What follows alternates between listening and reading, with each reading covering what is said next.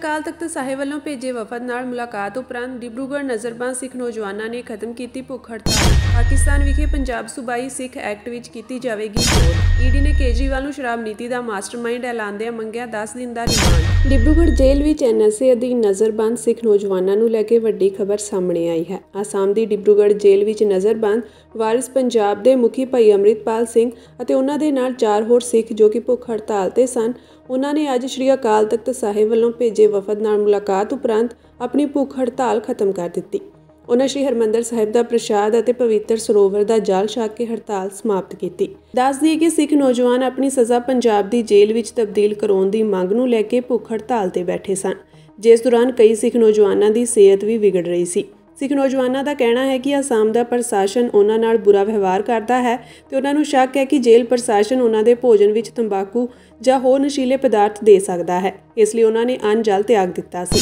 पाकिस्तान के पंजाब सूबे के पहले सिख मंत्री रमेश सिंह अरोड़ा ने कहा है कि सूबाई सिख एक्ट विच सोध की जाएगी, जिस तहत 18 साल तो घੱਟ उम्र के सिख विआह करने के आयोग होणगे।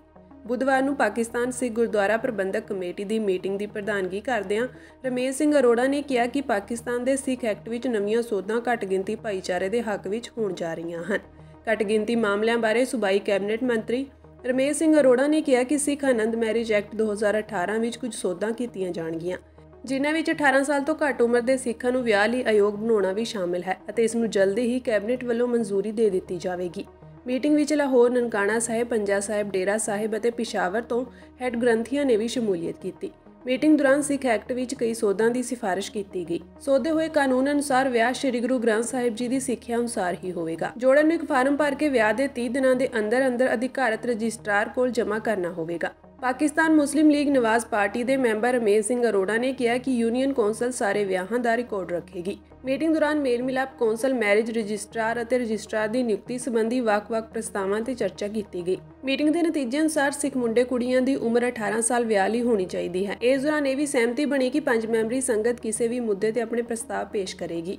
यह भी फैसला किया गया कि तलाक लैण वाले जोड़े नूं यूनियन कौंसल के चेयरमैन नूं लिखती नोटिस भेजना पवेगा, जो नोटिस मिलन के 30 दिनों के अंदर सुलह सफाई कमेटी का गठन करेगा। जेकर जोड़ा 90 दिनों बाद सुलह करने विच सफल रहिंदा है तो एक सर्टिफिकेट जारी किया जाएगा।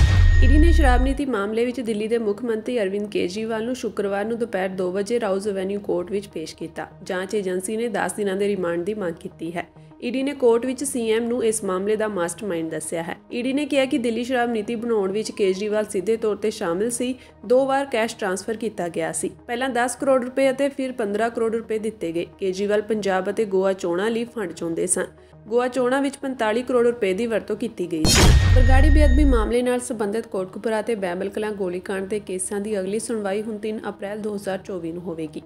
अज अदालत विच दोवां केसां की सुनवाई दौरान अकाली दल के मुखी सुखबीर सिंह बादल और गुरदीप सिंह पंदर वीडियो कॉन्फ्रेंसिंग राही हाज़र होए। अदालत विच पंजाब पुलिस के साबका IG परमराज सिंह उमरा नंगल, मोगा के साबका SSP चरणजीत शर्मा और सुहेल बराड़ आदि हाज़र सन। हाईकोर्ट के हुक्मां ते दोवां गोलीकांड मामलों की सुनवाई हुण अदालत विच इकट्ठे हो रही है। दोवां मामलों की जांच कर रही SIT ने मुख चलान के नाल सप्लीमेंटरी चलान भी पेश किया है। कोटकपुरा ते बैबल कलां गोलीकांड 14 अक्तूबर 2015 नूं होया सी। कोटकपुरा विच जिथे कई लोग गोलियां नाल जख्मी होए, उत्थे बैबल कलां विच कई लोग जख्मी भी होए और भगवान किशन सिंह और गुरजीत सिंह सरावां की मौत हो गई। इस केस का बचाव कर रहे मृतक भगवान किशन सिंह के पुत्र सुखराज सिंह ने अज फरीदकोट की अदालत विच पेश होने उपरंत दस्सिया कि अदालत ने बिना किसी सुनवाई के 3 अप्रैल की तारीख तय की है और अदालत वालों 15 तो 20 दिनों की राहत दी जाएगी।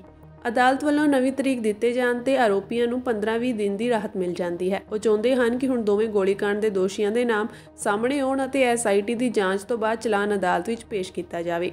हुण मुकदमे की सुनवाई तेजी नाल अगे वधनी चाहिए है तां जो दोषियों नूं जल्दी तो जल्दी सज़ा दी जा सके। पंजाब विच श्रोमणी अकाली दल इस बार लोक सभा चोणां विच एक परिवार एक टिकट की नीति नूं लागू करेगा। इसका मतलब है कि बादल परिवार विचों सिर्फ एक मैंबर ही लोक सभा चोणां लड़ेगा। 2019 विच बठिंडा तो हरसिमरत कौर बादल और फिरोजपुर तो सुखबीर सिंह बादल ने चोण लड़ी सी अते दोवें ही जेतू रहे सन।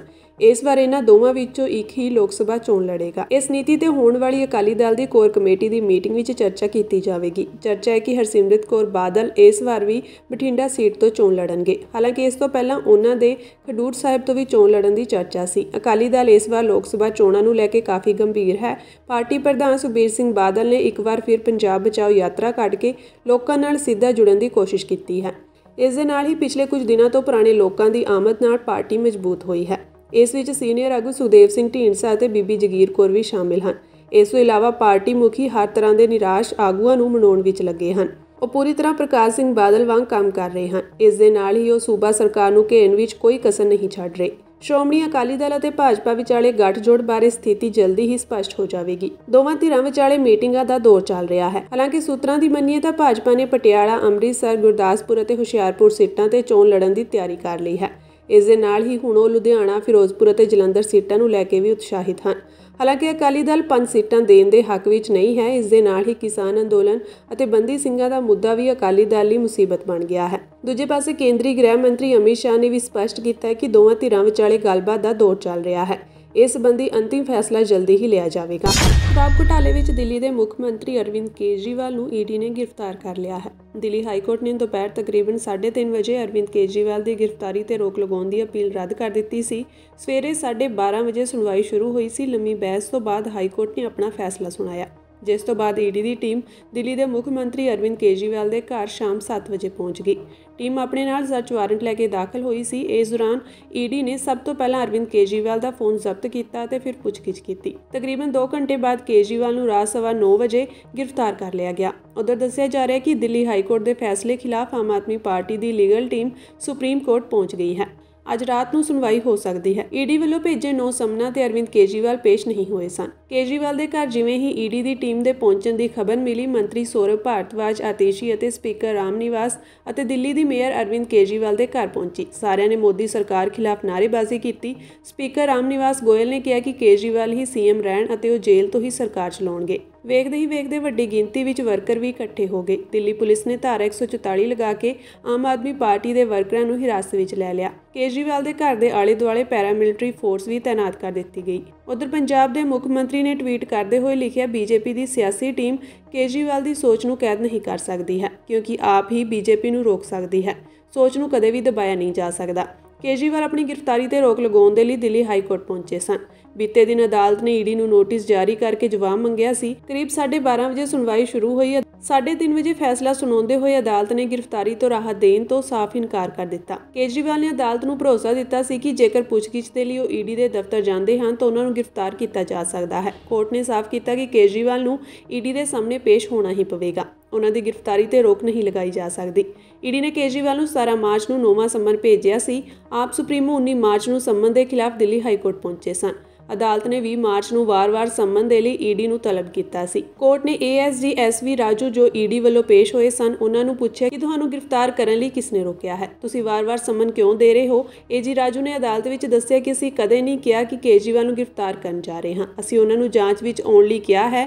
ਅਸੀਂ गिरफ्तार ਵੀ ਕਰ ਸਕਦੇ ਹਾਂ। ਕੇਜਰੀਵਾਲ ਵੱਲੋਂ पेश ਹੋਏ ਵਕੀਲ ਅਭਿਸ਼ੇਕ ਮਨੂ ਸਿੰਘਵੀ ਨੇ ਕਿਹਾ ਕਿ सम्मन ਵਿੱਚ ਕਿਧਰੇ ਵੀ ਇਹ ਨਹੀਂ ਲਿਖਿਆ ਹੈ ਕਿ ਕੇਜਰੀਵਾਲ ਮੁਲਜ਼ਮ ਹਨ ਜਾਂ ਫਿਰ ਚਸ਼ਮਦੀਦ। सिर्फ सियासी वजह करके उन्होंने गिरफ्तारी होगी। मनीष सिसोदिया ते संजय सिंह नूं ईडी गिरफ्तार कर चुकी है ਅਤੇ कल केजरीवाल नूं भी गिरफ्तार कर लिया गया। कनेडा ने अपने अस्थाई निवासियों नूं घटाउण ਅਤੇ पहली बार अस्थाई इमीग्रेशन ते सीमा निर्धारित करने की योजना बनाई है। इमीग्रेशन मंत्री मार्क मिलर ने वीरवार नूं कहा कि रिहाइश की घाट ਅਤੇ वधियां जरूरी सेवावां नूं दूर करने ਲਈ सरकार कोशिश कर रही है। हाल ही के सालों में कनेडा विच समा सीमित वीज़िਆਂ ਤੇ देश आउण वाले अंतरराष्ट्रीय विद्यार्थियों, विदेशी कामिਆਂ ਅਤੇ होर अस्थाई निवासियों ਵਿੱਚ तेज़ी ਨਾਲ वाधा होया है, क्योंकि प्रधानमंत्री जस्टिन ट्रूडो की सरकार आर्थिक विकास ਨੂੰ ਵਧਾਉਣ ਅਤੇ लेबर ਪਾੜੇ ਨੂੰ पूरा करने ਲਈ इमीग्रेशन ਤੇ निर्भर करती है।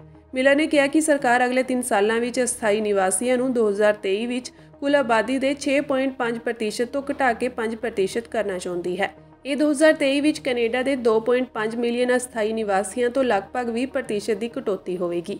ਮਿਲਰ ਯੋਜਨਾ ਨੂੰ ਅੰਤਿਮ ਰੂਪ ਦੇਣ ਲਈ ਮਈ ਵਿੱਚ ਆਪਣੇ ਸੂਬਾਈ ਅਤੇ ਖੇਤਰੀ ਹਮਰੁਤਬਾ ਨਾਲ ਇੱਕ ਮੀਟਿੰਗ ਕਰਨਗੇ।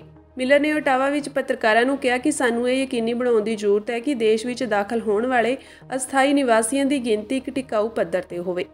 ਫੈਡਰਲ ਸਰਕਾਰ ਦੇ ਇਮੀਗ੍ਰੇਸ਼ਨ ਟੀਚਿਆਂ ਦਾ ਹਵਾਲਾ ਦਿੰਦੇ ਹੋਏ ਕਿਹਾ ਕਿ ਇਸ ਗਿਰਾਵਟ ਵਿੱਚ ਪਹਿਲੀ ਵਾਰ ਅਸੀਂ ਅਸਥਾਈ ਨਿਵਾਸੀ ਆਗਮਨ ਅਤੇ ਸਥਾਈ ਨਿਵਾਸੀ ਆਗਮਨ ਦੋਵਾਂ ਨੂੰ ਸ਼ਾਮਲ ਕਰਨ ਲਈ ਇਮੀਗ੍ਰੇਸ਼ਨ ਟੀਅਰਿੰਗ ਯੋਜਨਾ ਦਾ ਵਿਸਥਾਰ ਕਰਾਂਗੇ। ਬਿਹਾਰ ਦੇ ਸੁਪੌਲ ਵਿੱਚ ਇੱਕ ਵੱਡਾ ਹਾਦਸਾ ਵਾਪਰਿਆ ਹੈ। ਅਚਾਨਕ ਕੋਸੀ ਨਦੀ ਤੇ ਬਣ ਰਹੇ ਪੁਲ ਦੀ ਸਲੈਬ ਡਿੱਗ ਗਈ ਅਤੇ ਇਸ ਹਾਦਸੇ ਵਿੱਚ ਇੱਕ ਮਜ਼ਦੂਰ ਦੀ ਮੌਤ ਹੋ ਗਈ ਅਤੇ ਕਈ ਮਜ਼ਦੂਰਾਂ ਦੇ ਦੱਬੇ ਹੋਣ ਦਾ ਖਦਸ਼ਾ ਹੈ। ਮਿਲੀ ਜਾਣਕਾਰੀ ਮੁਤਾਬਕ ਸੁਪੌਲ ਦੇ ਜ਼ਿਲ੍ਹਾ ਅਧਿਕਾਰੀ ਕੌਸ਼ਲ ਕੁਮਾਰ ਨੇ ਦੱਸਿਆ ਕਿ ਭੇਜਾ ਬਕੌਰ ਵਿੱਚ ਮਰੀਚਾ ਨੇੜੇ ਇੱਕ ਨਿਰਮਾਣ ਅਧੀਨ ਪੁਲ ਦਾ ਇੱਕ ਹਿੱਸਾ ਡਿੱਗਣ ਕਾਰਨ ਇੱਕ ਵਿਅਕਤੀ ਦੀ ਮੌਤ ਹੋ ਗਈ ਅਤੇ 9 ਜ਼ਖਮੀ ਹੋ ਗਏ। ਬਿਹਾਰ ਵਿੱਚ ਪੁਲ ਹਾਦਸਾ ਪਹਿਲੀ ਵਾਰ ਨਹੀਂ ਵਾਪਰਿਆ ਹੈ। ਇਸ ਤੋਂ ਪਹਿਲਾਂ ਵੀ ਬਿਹਾਰ ਵਿੱਚ ਅਜਿਹੀਆਂ ਕਈ ਘਟਨਾਵਾਂ ਵਾਪਰ ਚੁੱਕੀਆਂ ਹਨ। ਕਈ ਵਾਰ ਪੁਲ ਉਦਘਾਟਨ ਤੋਂ ਪਹਿਲਾਂ ਹੀ ਡਿੱਗ ਚੁੱਕੇ ਹਨ। ਭਾਜਪਾ ਦੀ ਤੀਜੀ ਸੂਚੀ ਵੀ ਆ ਗਈ ਹੈ। ਇਸ ਵਿੱਚ ਤਾਮਿਲਨਾਡੂ ਤੋਂ 9 ਉਮੀਦਵਾਰਾਂ ਦਾ ਐਲਾਨ ਕੀਤਾ ਗਿਆ ਹੈ। ਇਸ ਵਿੱਚ ਤੇਲੰਗਾਨਾ ਦੇ ਰਾਜਪਾਲ ਰਹੇ ਤਾਮਿਲਸਾਈ ਸੁੰਦਰਰਾਜਨ ਨੂੰ ਚੇਨਈ ਦੱਖਣੀ ਤੋਂ ਟਿਕਟ ਦਿੱਤੀ ਗਈ ਹੈ। ਤਾਮਿਲਨਾਡੂ ਵਿੱਚ ਕੁੱਲ 39 ਲੋਕ ਸਭਾ ਸੀਟਾਂ ਹਨ, ਜਿਨ੍ਹਾਂ ਵਿੱਚੋਂ ਭਾਜਪਾ ਨੇ PMK ਨੂੰ 10 ਸੀਟਾਂ ਦਿੱਤੀਆਂ ਹਨ। ਪਾਰਟੀ ਨੇ ਹੁਣ ਤੱਕ 276 ਸੀਟਾਂ ਲਈ ਉਮੀਦਵਾਰਾਂ ਦਾ ਐਲਾਨ ਕੀਤਾ ਹੈ। ਭਾਜਪਾ ਨੇ 2 ਮਾਰਚ ਨੂੰ ਪਹਿਲੀ ਸੂਚੀ ਜਾਰੀ ਕੀਤੀ ਸੀ। ਇਸ ਵਿੱਚ 195 ਉਮੀਦਵਾਰਾਂ ਦਾ ਐਲਾਨ ਕੀਤਾ ਗਿਆ ਸੀ। ਪਹਿਲੀ ਸੂਚੀ ਵਿੱਚ ਪ੍ਰਧਾਨ ਮੰਤਰੀ ਨਰਿੰਦਰ ਮੋਦੀ, ਗ੍ਰਹਿ ਮੰਤਰੀ ਅਮਿਤ ਸ਼ਾਹ ਤੇ ਰੱਖਿਆ ਮੰਤਰੀ ਰਾਜਨਾਥ ਸਿੰਘ ਦਾ ਨਾਮ ਸ਼ਾਮਿਲ ਸੀ। ਇਸ ਦੇ ਨਾਲ ਹੀ ਭਾਜਪਾ ਦੀ ਦੂਜੀ ਸੂਚੀ 13 ਮਾਰਚ ਨੂੰ ਆਈ ਸੀ, ਜਿਸ ਵਿੱਚ 72 ਨਾਂ ਸਨ।